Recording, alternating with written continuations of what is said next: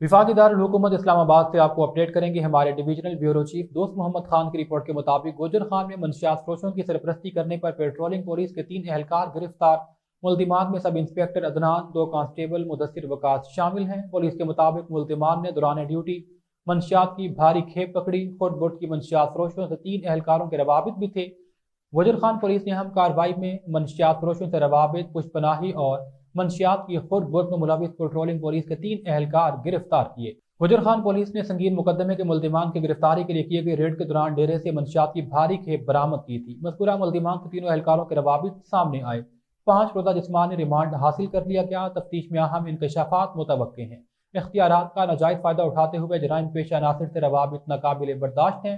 सख्त महकमाना कार्रवाई के लिए मुतालिका महकमे को सिफारिश की जा रही है।